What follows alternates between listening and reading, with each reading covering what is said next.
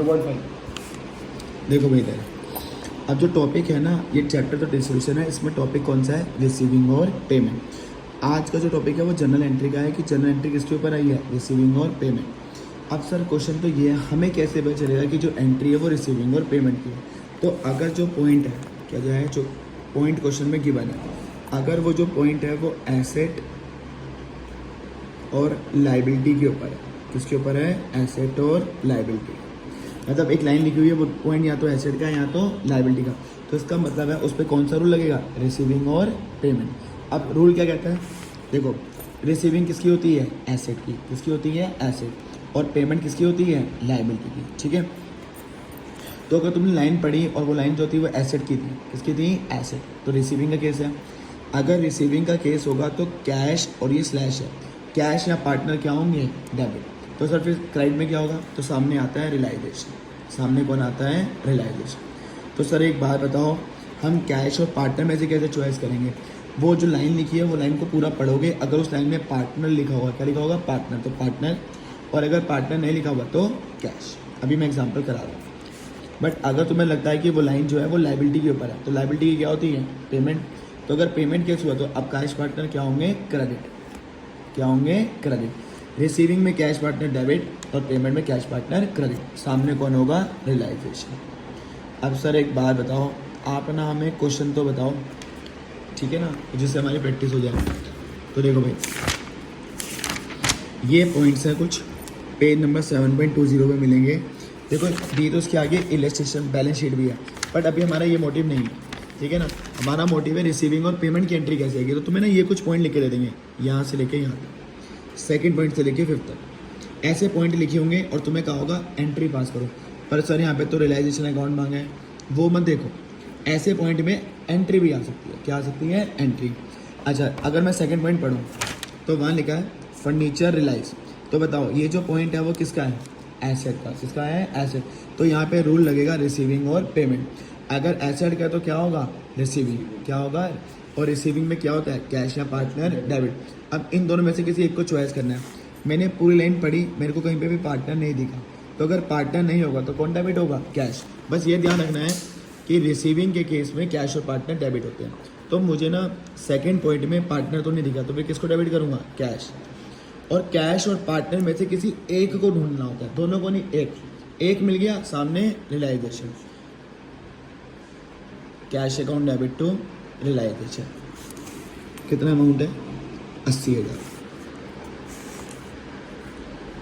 तो ऐसे ही आता है बोर्ड के पेपर में भी, ठीक है सर जी। इधर अनरिकॉर्डेड कंप्यूटर, अब यहाँ पे लाइन है कंप्यूटर, कंप्यूटर क्या होती है, एसेट, कंप्यूटर क्या होती है, एसेट।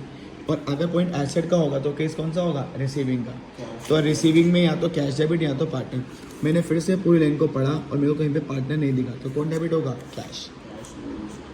और कैश और पार्टनर में से किसी एक को ढूंढना है, तो सामने कौन होगा, रियलाइजेशन। सर अमाउंट तुम्हें क्वेश्चन में दिया जाएगा, बस तुम्हें ये डिसाइड करना था कैश और पार्टनर डेबिट होंगे या क्रेडिट। रिसीविंग में डेबिट और पेमेंट में क्रेडिट। कितना है, 20। तो ये इतना ईजी आता है।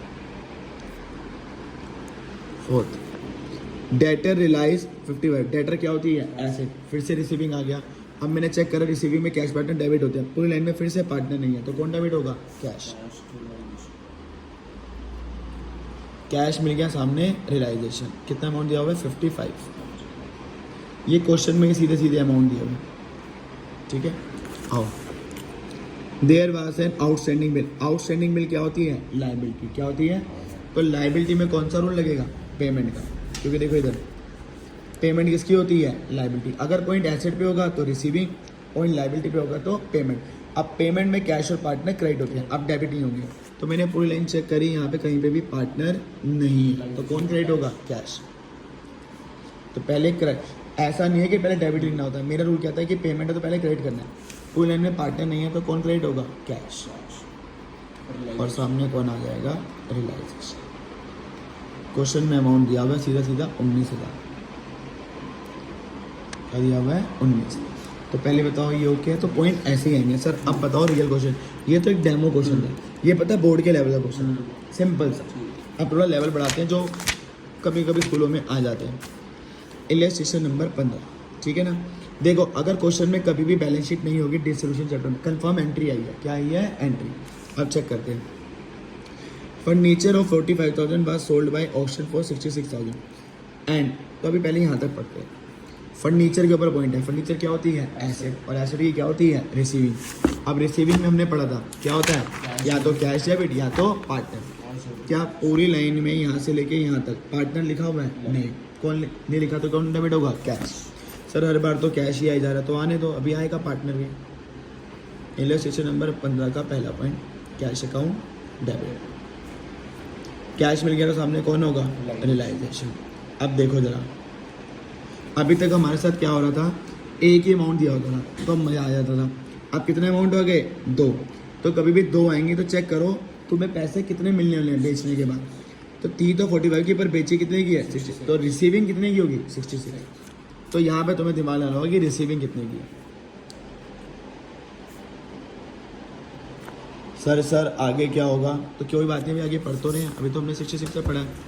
अब आगे लिखा है and the auctioneer commission amounting to 2,000। Commission क्या करनी होती है? पे, मतलब पेमेंट आ गई। क्या आ गई? एसेट की रिसीविंग और एक्सपेंस की पेमेंट। अच्छा सर पेमेंट आ गया, पेमेंट का क्या करेंगे? पेमेंट में कैश और पार्टनर क्या होते हैं? क्रेडिट। पूरी लाइन में फिर से पार्टनर नहीं है तो कौन क्रेडिट होगा? कैश। मतलब इस पॉइंट में 2 एंट्री है, एक रिसीविंग है और एक पेमेंट। कैश मिल गया सामने, रियलाइजेशन। जो कमीशन है वो 2,000 रुपये की है। सर पर पेपर में तो इन्होंने नेट दी हुई है। देखो इन्होंने एक ये देखो, एक 66 की, एक 2,000 की। और अगर जिसको अच्छे से अकाउंट्स आती है तो वो उसकी कंबाइन एंट्री मार सकता है। अगर मेरी चीज़ 66 की बिकी है और 2,000 रुपये कमीशन लग गई तो नेट में कितने मिले हैं? 64। फिर बस रिसीविंग की 64। बट ये मत करो, तुम अपना यही कर लो, ये नॉर्मल बेसिक पर चलो, ठीक है। आओ भाई second point, office equipment of 90,000। बस अगर पॉइंट इतना होता, देखो पहले मैं इतना पॉइंट पढ़ा रहा हूँ, अभी छोड़ देना है। Office equipment 90,000। ऑफिस इक्विपमेंट क्या होती है? एसेट। क्या होती है? एसेट। अब सुन लेना ये पॉइंट, एसेट की क्या होती है? रिसीविंग। अगर मैं सिर्फ इतना ही पढ़ूँ तो कुछ नहीं लिखा तो कौन डेबिट होगा? कैश। सामने रियलाइजेशन। बट मैंने आगे पढ़ा वाज टेकन बाय क्रेडिटर। तो देखो इस पॉइंट में एसेट भी है और लाइबिलिटी भी है। तो रूल कहता है अगर एक ही पॉइंट में एसेट है और एक ही पॉइंट में लाइबिलिटी है तो उस केस में कोई एंट्री नहीं होगी। तो ये ध्यान रखना। तो इस केस में जो सेकंड पॉइंट है हमारा, सर ये नो एंट्री कब होती है एक बार फिर बताना? अगर एक ही पॉइंट में एसेट है और लाइबिलिटी है। बट अगर तीसरा बंदा भी आ गया, और पर वो तीसरा बंदा कैश होना चाहिए, उसके भी बताऊंगा। बट अगर एसेट और लाइबिलिटी है तो एसेट और लाइबिलिटी का कोई कॉम्बो नहीं है, तो एसेट और लाइबिलिटी केस में कोई एंट्री नहीं लगानी। लोन वाला पॉइंट अभी रोक के चलेंगे क्योंकि वो थोड़ा स्पेशल केस है। अभी हम एसेट और लाइबिलिटी के पॉइंट करेंगे। इन्वेस्टमेंट क्या होती है? एसेट। एसेट की क्या होती है? रिसीविंग। अब मैंने पूरी लाइन चेक करी, मेरे को मिल गया, लो जी पहली बार पार्टनर। कौन मिल गया? तो अब या तो कैश डेबिट होता है या तो पार्टनर, पर यहाँ पार्टनर है तो कौन डेबिट होगा? पार्टनर। लो जी पहली बार तुम्हें पार्टनर में मिल गया, 4 पॉइंट। तो अब डेबिट कौन होगा? Neeraj capital account debit. तो पार्टनर और कैश में एक को ढूंढना होता है रिसीविंग में, सामने कौन होता है? रियलाइजेशन। कौन होता है? अपना 2 प्राइस है, देखो एक प्राइस होगा फिर तो वेल गुड है। जब 2 प्राइस होते हैं हम चेक करते हैं कितने का बिका। कह रहे हैं इन्वेस्टमेंट था 53 का, जिसमें से 23,000 रुपये का था, bus taken by Neeraj at. Neeraj कितने में लेके गया? 25। तो नीरज हमने कितने लेने हैं? 25। तो रिसीविंग वैल्यू कितनी रहेगी? 25। सर आगे भी पॉइंट है, कोई बात नहीं, अभी आगे पढ़ लेते हैं। अभी जितना पोर्शन पढ़ा उसकी एंट्री तो यही है, भगदड़ी नहीं मचानी होती है। डॉट आ गया, ये पॉइंट यहाँ पे खत्म हो गया। देखो डॉट आ गया। बैलेंस मतलब किसकी बात चल रही है? इन्वेस्टमेंट, मतलब फिर से रिसीविंग आ गई। अब अगर मैं बैलेंस से लेके 35 तक पढ़ूँ, है तो रिसीविंग ही। क्या है? बैलेंस से लेके 35 तक पार्टनर का नाम लिखा हुआ है? नहीं। तो फिर किसको डेबिट करेंगे? कैश। और भला ये है कि वहाँ पे तो एक ही अमाउंट है, फिर तो कुछ सोचना ही नहीं है। जहाँ 2 अमाउंट होते हैं वहाँ एक बार देखना है कि रिसीविंग कितने की हुई है। तो कैश डेबिट टू रियलाइजेशन, और बैलेंस में एक ही अमाउंट है, वो कितना दिया हुआ है? 35। आ जाओ भाई, एक्सपेंसेस। ये मेरी एक वीडियो में है। अगर पॉइंट एक्सपेंस के ऊपर होगा, किसके ऊपर होगा? एक्सपेंस, तो फिर यहाँ पे रिसीविंग पेमेंट का रूल नहीं है। एक्सपेंस पे कौन सा रूल लगता है? बियरर टू पे। तो जिन्होंने पिछली वीडियो देख ली है तो वो वहाँ देख लेंगे। एक्सपेंस पे रूल लगता है बियरर टू पे। बियरर का मतलब होता है खर्चा किसका है, पे का मतलब होता है पे किसने का है। अगर क्वेश्चन ये नहीं बताता खर्चा किसका है या पे किसने करा है तो एज्यूम करते हैं फर्म। तो ये पिछली क्लास में पूरा रूल है। तो अब ये वही बंदा वीडियो देखेगा जिसने एक्सपेंस की वीडियो देख रखी है। Expenses incurred on dissolution were 25,000 and were paid by Pratik. तो क्वेश्चन ने मुझे ये तो बता दिया पे किसने करा है, प्रतीक ने, पर यहाँ पे कहीं नहीं लिखा खर्चा किसका है। तो जब ये क्वेश्चन नहीं बताता खर्चा किसका तो किसका मानते हैं, फर्म। तो ये पिछली वीडियो में बताया गया। तो अगर फर्म का खर्चा होगा तो किसको डेबिट करते हैं, रियलाइजेशन। तो डेबिट में ये सोचना है खर्चा किसका है। तो ये वीडियो देखना, जो बंदा पहली बार ये वीडियो देखना। अब पे क्रेडिट में करते हैं पे किसने करा, वहाँ बकायदा लिखा हुआ था पे किसने करा है, प्रतीक ने, प्रतीक कैपिटल 21। ठीक है भाई। तो चलो रिसीविंग और पेमेंट की बस इतनी वीडियो थी। तो रिसीविंग पेमेंट को अगर फटाफट रिवाइज करें फटाफट, तो देखो क्या है। ऐसे पॉइंट दिए होंगे जैसे यहाँ पे दिए हुए थे।